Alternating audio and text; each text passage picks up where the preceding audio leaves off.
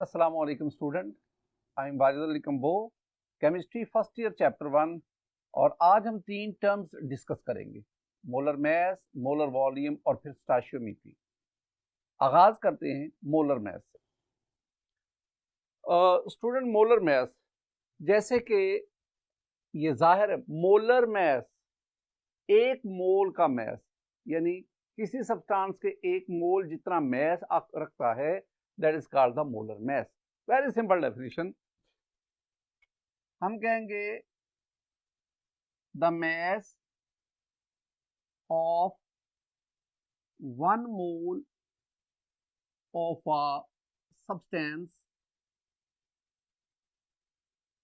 is called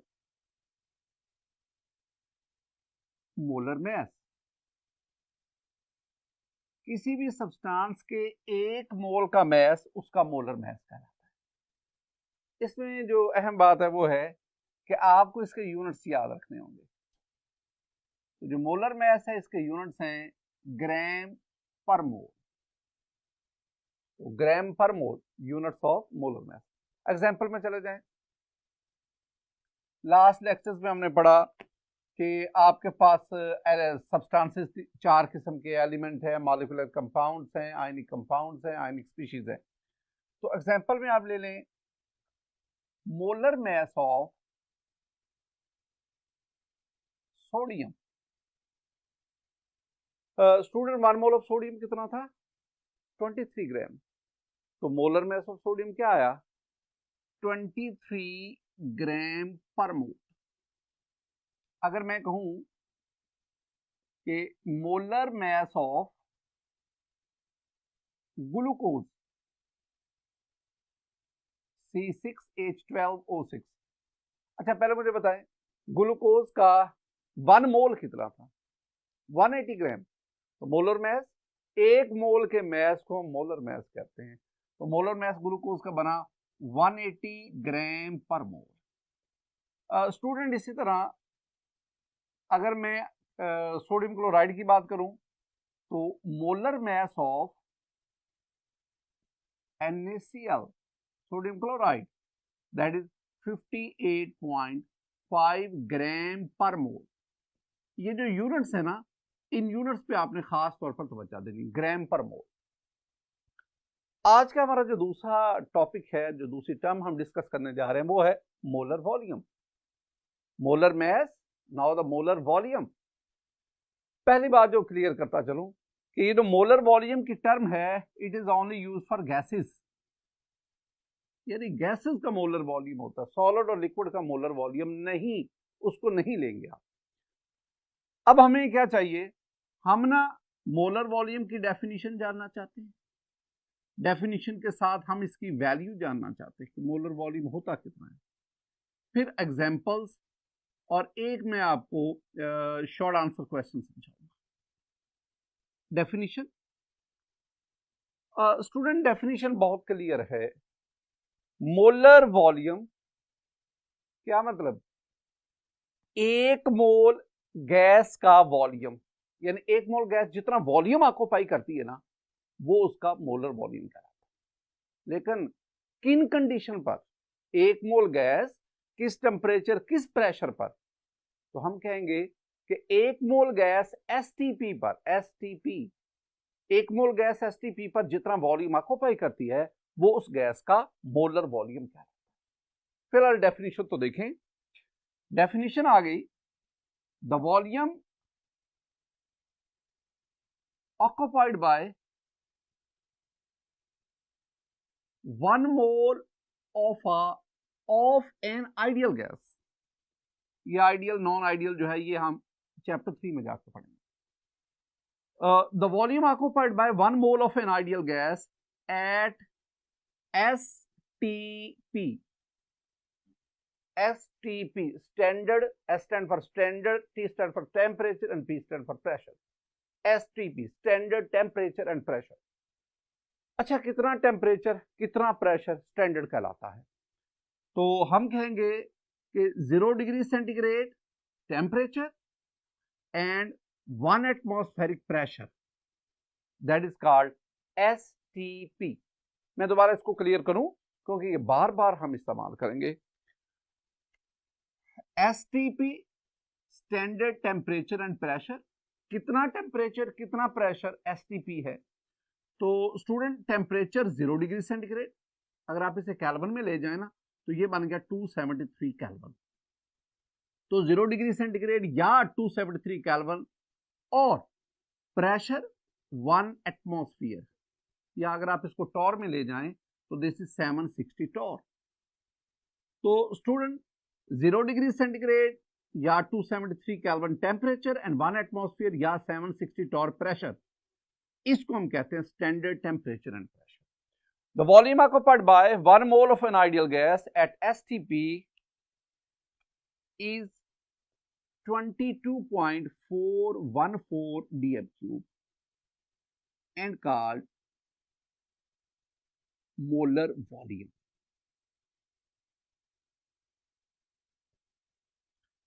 molar volume को ना हम VM से डिनोट करते हैं। VM, M for molar and V for volume, molar volume. Student इसकी जो वैल्यू है, वैल्यू वो मैंने ऊपर लिखी है 22.414 dm क्यूब।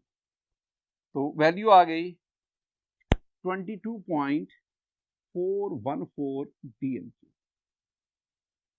अब ये तो मैंने dm क्यूब में लिखी ना, आप इसको सेंटीमीटर क्यूब में या मीटर क्यूब में कन्वर्ट कर सकते हैं। यानी मैं चाहता हूं कि dm क्यूब के बजाय ये सेंटीमीटर क्यूब में जाए। अगर आप dm क्यूब वॉल्यूम को cm क्यूब वॉल्यूम में कन्वर्ट करना चाहते हैं तो इसको 1000 से मल्टीप्लाई करें।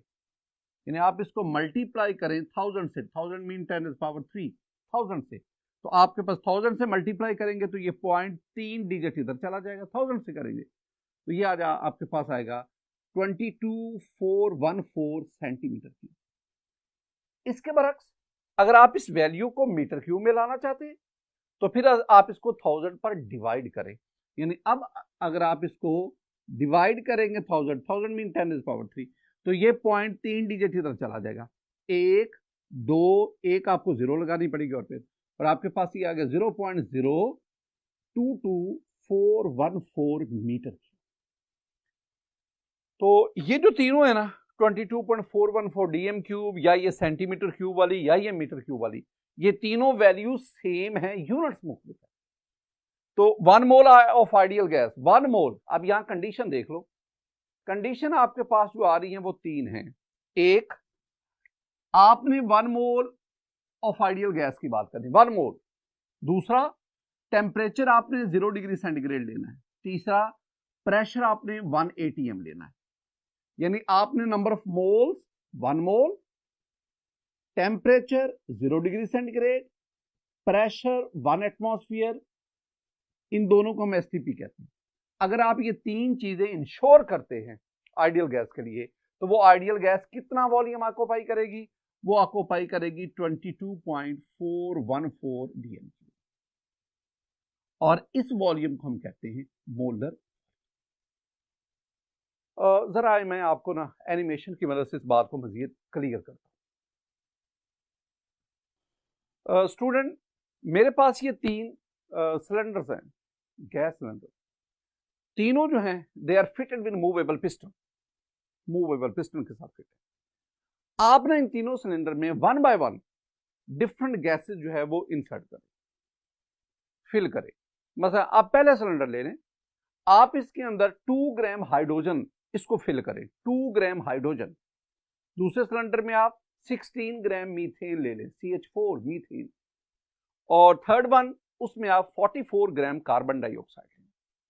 3 cylinder which are fitted with movable piston, तीनों में डिफरेंट गैसेस ली। 2 ग्राम हाइड्रोजन फर्स्ट में, 16 gram methane and 44 gram carbon dioxide. अब आपने ना जब कॉन्सेप्ट ऑफ मोल पढ़ा था तो वहां हमने पढ़ा था कि 2 gram hydrogen that is equal to 1 mole, 16 gram of methane that is equal to 1 mole and 44 gram carbon dioxide that is equal to 1 mole. क्या मतलब कि आपने तीनों गैसेस का मैस डिफरेंट लिया है, 2 ग्राम, 16 ग्राम, 44 ग्राम, मैस डिफरेंट है, लेकिन तीनों के नंबर ऑफ मोल्स बराबर हैं, 1 मोल 1 मोल 1 मोल। अब आपने इन तीनों सिलेंडर्स को, जिसमें 1 मोल ईच आपने गैस ली है, अब आप इसको एसटीपी पर रखें, यानी तीनों सिलेंडर का टेम्परेचर 0 डिग्री सेंटीग्रेड और तीनों सिलेंडर के जो पिस्टन है इस पर प्रेशर आपने 1 एटमॉस्फेयर रखा है। कर दिया। अब आप इन तीनों सिलेंडर में गैसेस का वॉल्यूम चेक करें। पहले सिलेंडर में देखें, the volume of hydrogen is 22.414 dm³। दूसरे में देखें, the volume of methane is also 22.414 dm। तीसरे में देखें, the volume of carbon dioxide, 1 mole of carbon is also 22.414 dm। तो इसका मतलब क्या हुआ कि अगर आप 1 मोल मैं बार बार कह रहा हूं, 2 मोल 3 मोल 1.5 ये नहीं, 1 मोल ऑफ आइडियल गैस लें, एसटीपी पर रखें, टेम्परेचर भी इंश्योर करना है, 0 डिग्री हो, 1 एटमॉस्फेरिक प्रेशर हो, तो ये गैसेस कितना वॉल्यूम ऑक्यूपाई करेंगी? 22.414। हम इसे कहते हैं मोलर वॉल्यूम। स्टूडेंट, यही जो मैंने आपको एनिमेशन समझाई, इसी एनिमेशन को आगे लेके ना हम एक्सरसाइज का एक शॉर्ट आंसर क्वेश्चन पढ़ते हैं। 2 ग्राम ऑफ लिखा हुआ, 2 gram of hydrogen, 16 gram of methane and 44 gram of carbon dioxide occupy separately the volume of 22.414। ये तो मैं इतना तो आपको समझाऊं ना, ये जो अभी हमने एनिमेशन से पढ़ा है। देखें, लिखा हुआ है जी 2 gram of hydrogen, we know that this one is 1 mole of hydrogen. एक और भी बात याद रख रही है कि it contains 1 mole of molecular compound contain Avogadro number of molecules. तो हाइड्रोजन के इतने मॉलिक्यूल्स हैं और एसटीपी पर अगर आप टेम्परेचर चेंज कर देंगे ना तो ये वैल्यू चेंज हो जाएगी। तो एसटीपी पर इट ऑक्युपाइज 22.414 dm³। ये लिख लो। अगर सेंटीमीटर क्यूब में लिखनी तो आपको पॉइंट यहां से खत्म करना होगा, 22.414। मीटर क्यूब में लिखना चाहते हैं तो 0.02214 लिखा। दूसरी बात, अब आप ले लें मीथेन को, 16 gram of methane. Student, this one is 1 mole of methane और इसमें भी मॉलिक्यूल्स की तादाद उतनी है जितनी ऊपर है और it will also occupy 22.414। Third one is 44 gram of carbon dioxide, ये भी 1 मोल है और ये भी इसी तरह एवोगाड्रो नंबर ऑफ मॉलिक्यूल्स होंगे और इट विल आल्सो ऑक्युपाई 22.414। मैं यहां एक बात क्लियर करता चाहूं,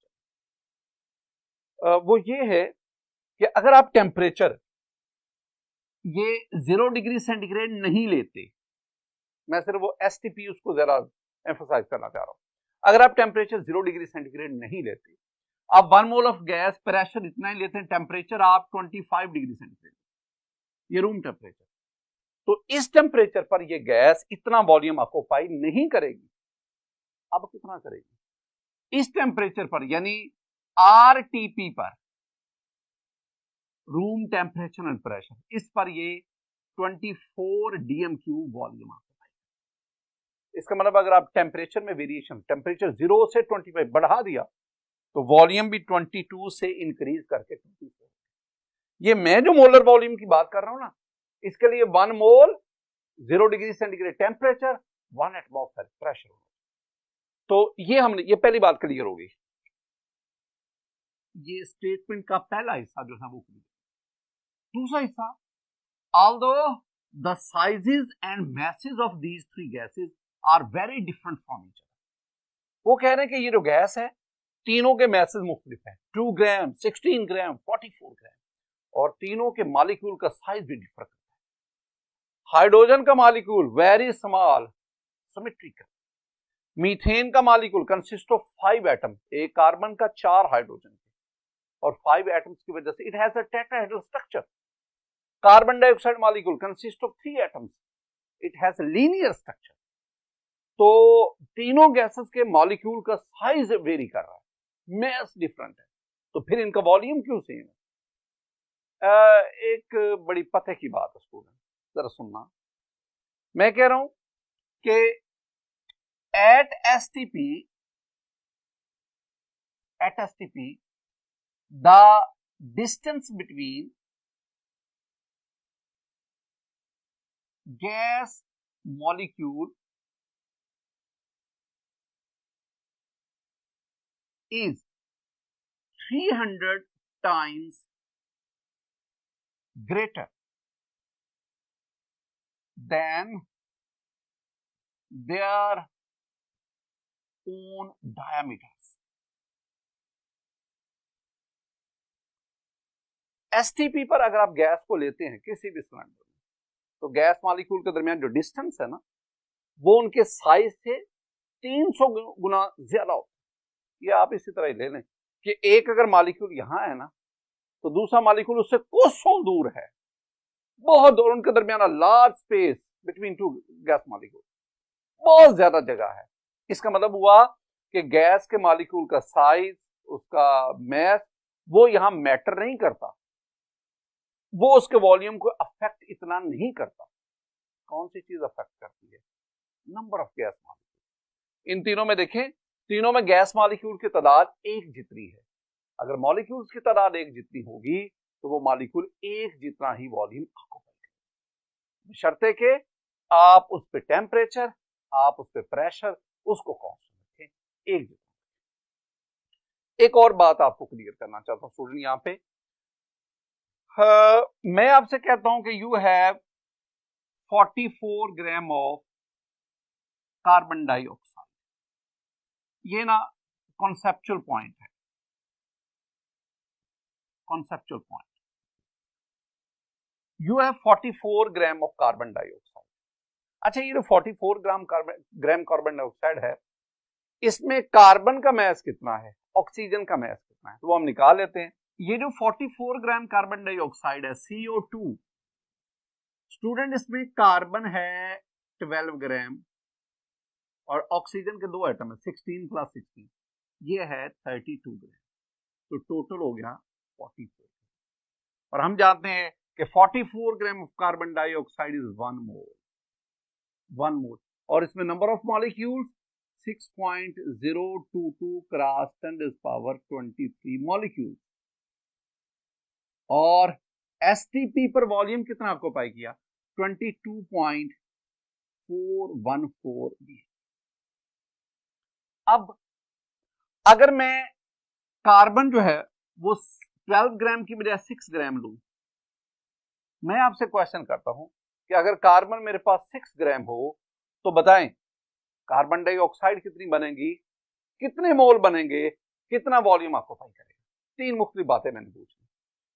तो स्टूडेंट, अगर आप कार्बन 12 ग्राम की बजाय 6 ग्राम लेते हैं तो डेफिनेट हाफ ले लिया, तो डेफिनेटली ऑक्सीजन भी हाफ यूज होगी, और ये आपके पास 16 ग्राम यूज होगी, तो कार्बन डाइऑक्साइड भी फिर आधी बनेगी, यानी you will get 22 gram of carbon. यानी अगर 22 ग्राम ऑफ CO2 हासिल हो रहा है, 22 ग्राम of carbon dioxide, it means कि ये 0.5 मोल है, और मॉलिक्यूल्स की तादाद भी हाफ हो जाएगी, 3.01110⁻23 मॉलिक्यूल्स। और मॉलिक्यूल्स अगर हाफ हो जाएंगे तो फिर वॉल्यूम भी वो उससे हाफ, तो ये आपके पास आएगा 11.207 T। इसी तरह अगर मैं कहूं जी कि हमारे पास we have 8 gram of oxygen, 8 gram oxygen, बताएं 8 ग्राम ऑफ ऑक्सीजन, इससे कार्बन डाइऑक्साइड कितनी बनेगी, मैस बताएं, कार्बन डाइऑक्साइड के कितने मोल्स बनेंगे, कितने मॉलिक्यूल्स बनेंगे, कितना वॉल्यूम आपको पाएगा। तो आप क्या करेंगे, आपने इससे 16 का हाफ 8 ले लिया, तो कार्बन कितनी यूज होगी, 3 ग्राम, कार्बन डाइऑक्साइड कितने बनेंगी, 11 ग्राम। अगर 11 ग्राम कार्बन डाइऑक्साइड होगी, यानी 22 का हाफ 11, 0.5 का हाफ 0.25, इसका हाफ कर दो, और इसका भी क्या होता रहेगा, हाफ। तो आप ना इन चीजों को कंसेप्चुअली भी अपने ज़हन में रखें कि किस तरह मोलर वॉल्यूम का रिलेशन है नंबर ऑफ मॉलिक्यूल से, मोल से, and mass of gases. Next हम बढ़ते हैं, और आज हमारा जो तीसरा टॉपिक है वो है stoichiometry. Student stoichiometry short answer question के तौर पर पूछा जाता है। Define stoichiometry, write down its assumption. तो डेफिनेशन की तरफ जाने से पहले मीनिंग जरा देखिएगा। ये जो स्टोइशियोमेट्री है, it is a combination of two words, stoicheion and metron. Stoicheion mean elements and metron mean to measure. Meaning क्या बने? Meaning measurement of elements. तो stoichiometry is actually the measurement of elements. जरा definition क्या है? Stoichiometry, it is the branch of chemistry, it is the branch of chemistry, analytical chemistry, branch of chemistry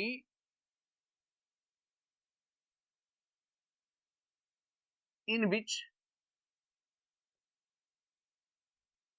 we study the quantitative relationship between reactants and products in a balanced chemical equation.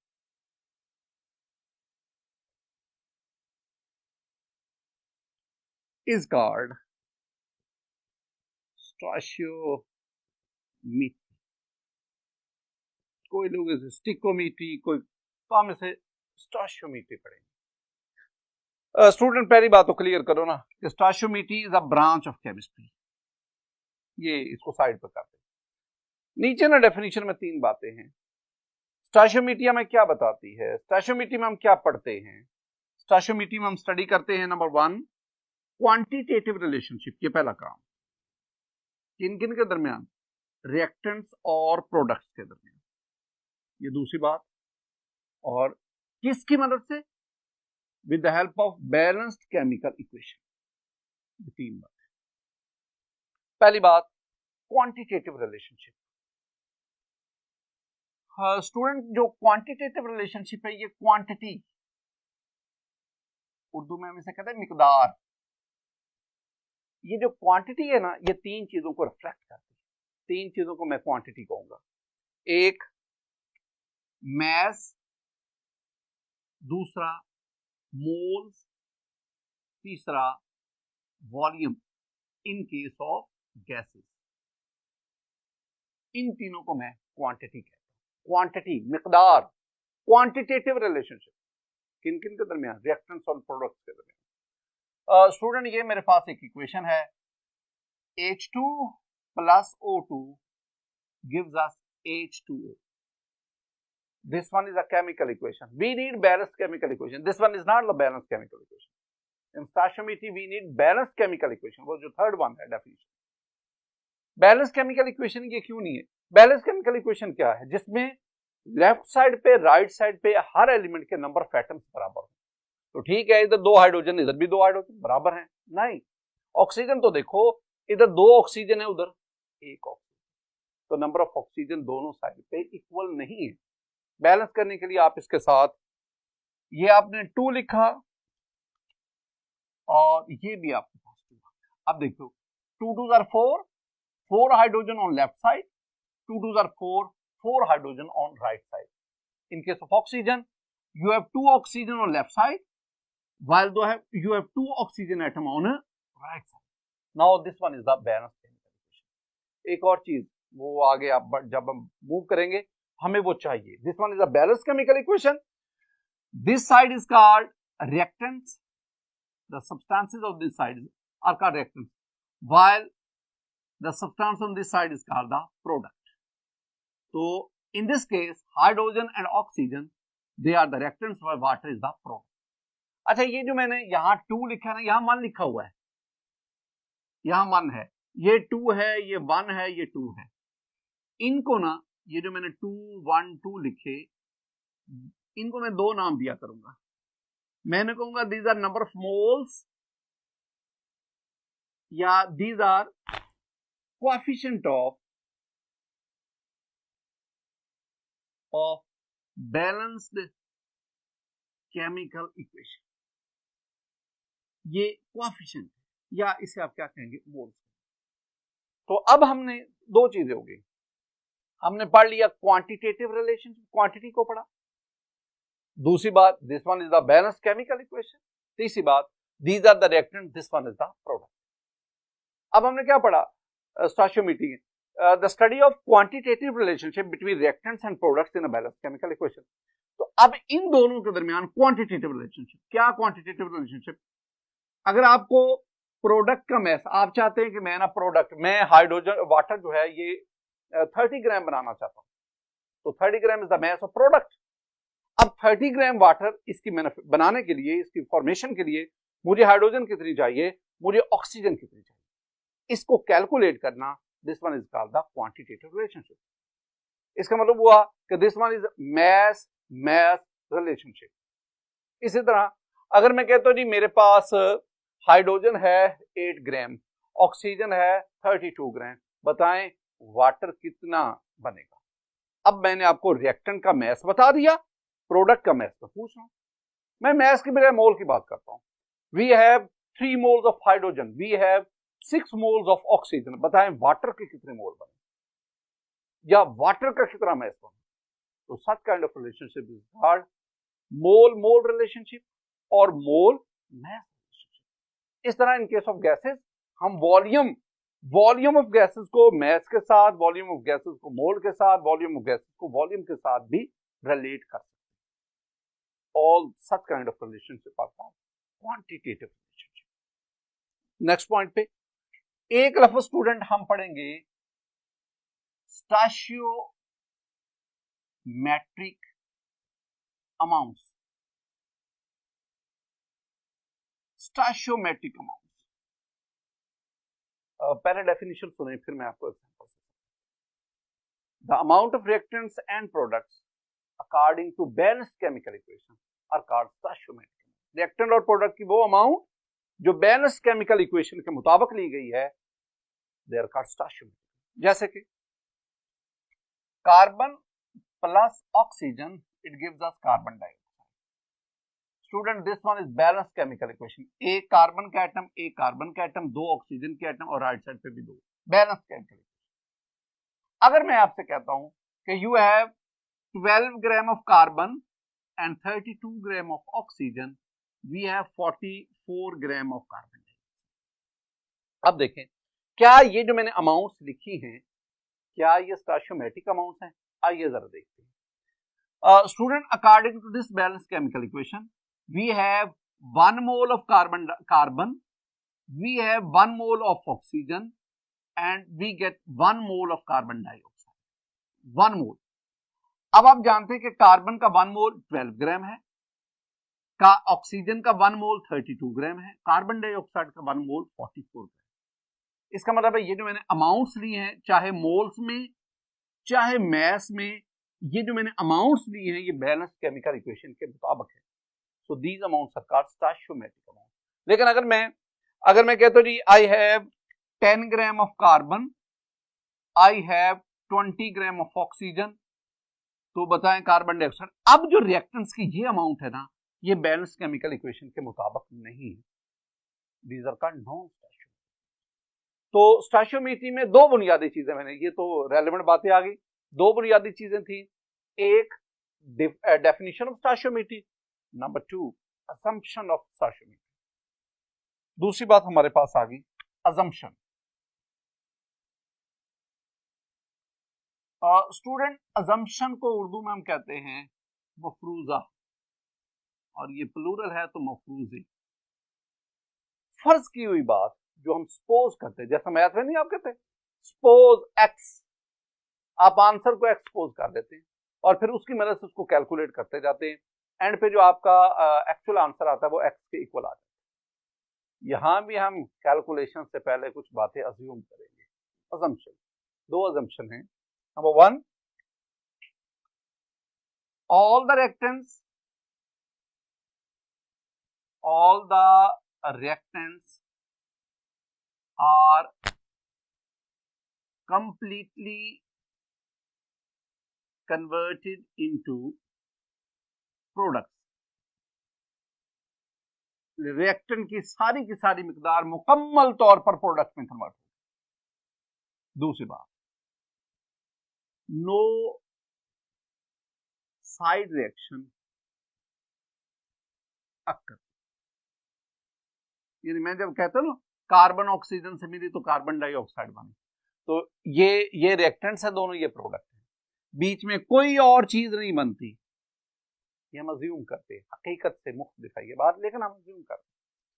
और next, लाज obeyed during stoichiometry. Student हम ना दो laws जो है ना उनको follow करते हैं स्टोइचियोमेट्री के दौरान। एक है लॉ ऑफ कंजर्वेशन ऑफ मास,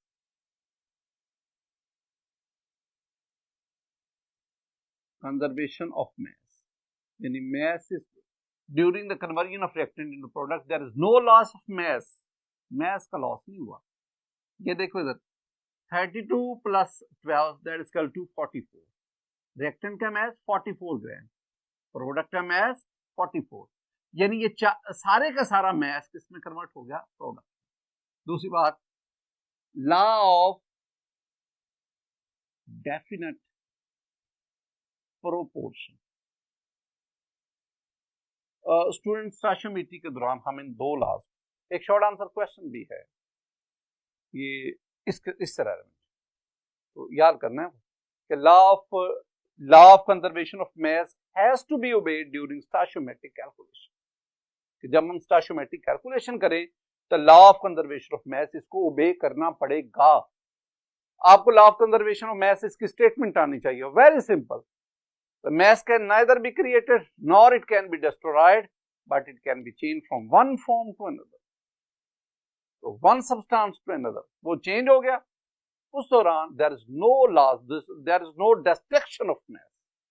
और यही चीज हम इसमें स्टोइचियोमेट्री में कर रहे हैं। स्टूडेंट आज के इस लेक्चर में हमने तीन चीजों को स्टडी किया, मोलर मास को, मोलर वॉल्यूम को और स्टोइचियोमेट्री।